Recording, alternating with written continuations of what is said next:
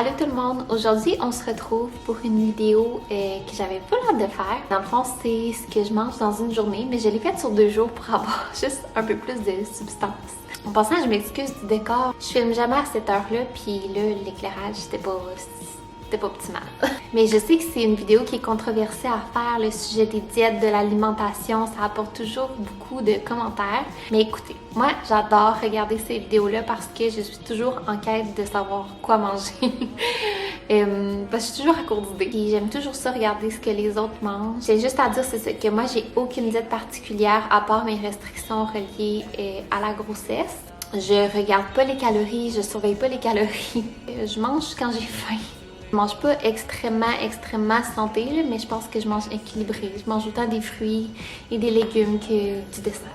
Certains, ça va peut-être même sembler beaucoup, là, ce que je mange dans une journée, mais des fois, je mange moins que ça, des fois, je mange plus que ça. Ça dépend d'une journée à l'autre, ça dépend de ma faim. Puis honnêtement, j'ai vraiment... C'est ça que j'ai mangé. Fait que, voilà. Donc, premièrement, le premier matin, je me suis levée puis j'avais une faim d'ogre. J'avais tellement faim, j'avais besoin d'un déjeuner qui était plus consistant que d'habitude. J'ai décidé de me faire un sandwich déjeuner. Donc, j'ai pris un bagel, j'ai fait cuire un œuf, puis habituellement, je l'aurais fait coulant. Mais là, je l'ai fait bien cuire parce que grossesse oblige.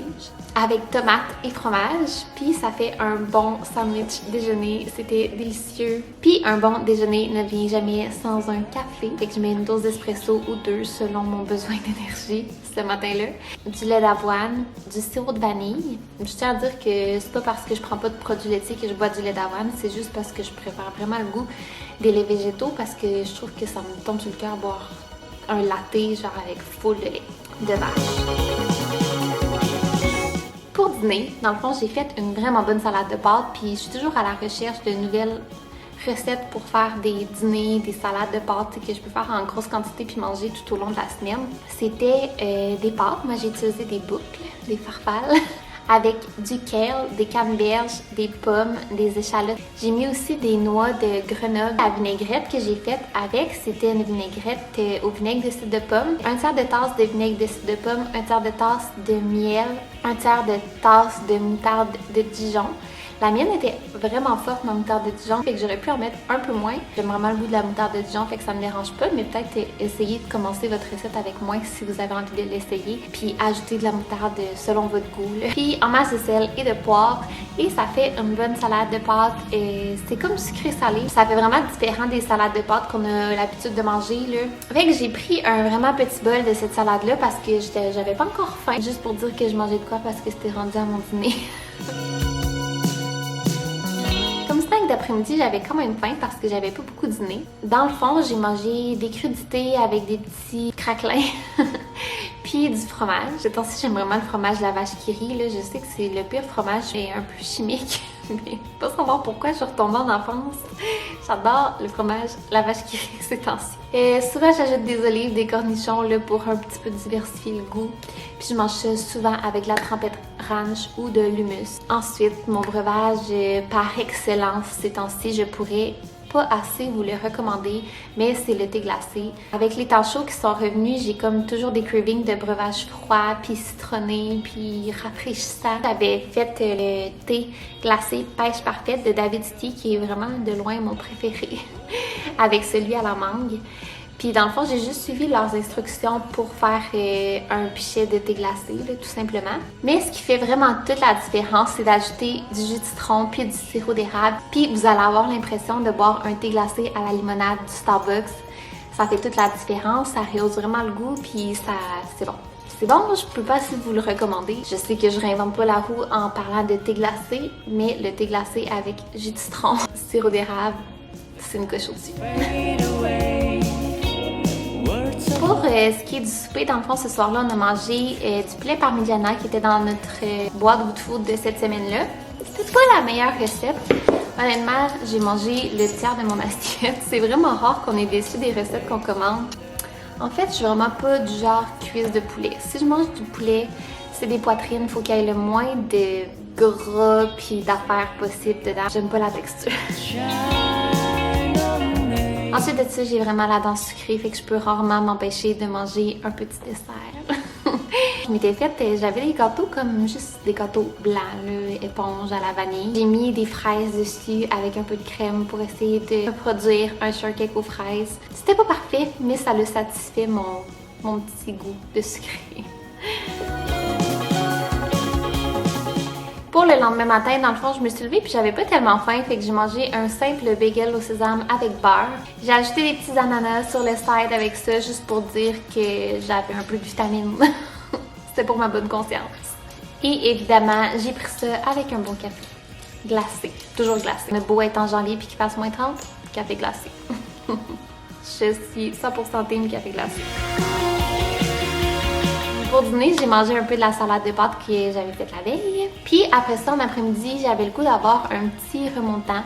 Fait que j'ai décidé de me faire un smoothie. Puis si vous avez jamais goûté au mélange tropical à smoothie du Costco, je sais pas ce que vous attendez. C'est le meilleur mélange à smoothie si vous aimez les fruits tropicaux, acidulés, le fruit de la passion.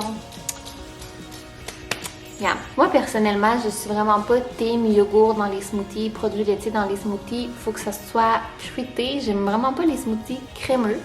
Je sais pas c'est quoi vos préférences, là, mais ce sont les miennes.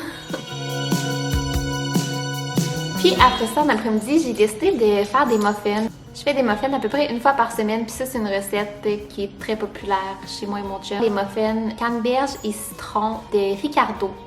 Mais la différence avec sa recette, puis que cette recette-là vaut même pas la peine d'être faite si vous faites pas la substitution.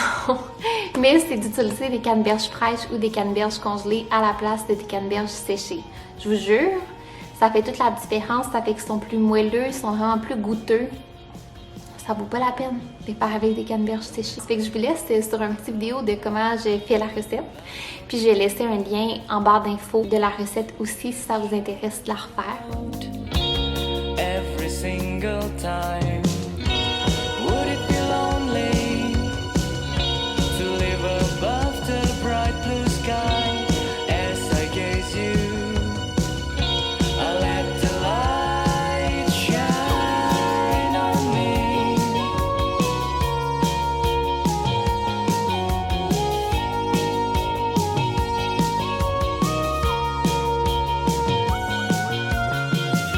No matter how close I see, the colors fade away. Words are flowing out. Yeah, I'm blinded by your smile. In an endless night, on an empty space, I still gaze you there. So let the light shine. Et puis, le soir, dans le fond, on avait le goût de manger des tacos. Quand on mange des tacos, il y a une chose qu'on se fait inévitablement avec ces tacos-là, c'est de la salsa de mangue. C'est loin d'être une salsa traditionnelle, là, mais c'est une recette que je pense que je l'ai inventée, ça fait des années parce que je me rappelle pas avoir appris cette recette-là ni rien. Je pense que j'ai inventé ça quand j'étais en voyage au Mexique, j'avais le goût de salsa de mangue, j'ai patenté quelque chose. Puis depuis ce temps-là, c'est un incontournable. C'est important d'avoir de la mangue mûre pour cette recette-là parce que ça fait toute la différence dans le goût. Fait que si vous êtes capable de ne pas faire votre épicerie à la dernière minute comme moi, laissez mûrir comme il faut vos mangues, ça va faire toute la différence. Mais en gros, la salsa, c'est de la mangue, des tomates coupées en petits dés, du jus de lime, sel, poivre, puis un peu d'oignons rouges ou d'échalotes sèches françaises, appelez ça comme vous voulez. Selon ce que vous avez sous la main. On n'est pas difficile ici. Puis avec un peu de sauce piquante. Mais cette recette-là, c'est bon dans des tacos faits avec de la viande, dans des tacos végés, dans des tacos avec des crevettes, dans des tacos au poisson. On avait juste du bœuf haché, là, fait que c'est ça qu'on a utilisé pour nos tacos. Rien de traditionnellement mexicain, comme je vous dis, mais tout aussi bon. Fait que on avait de la salsa, des avocats, du fromage, des tortillas de maïs, avec notre salsa de mangue. C'était un délice.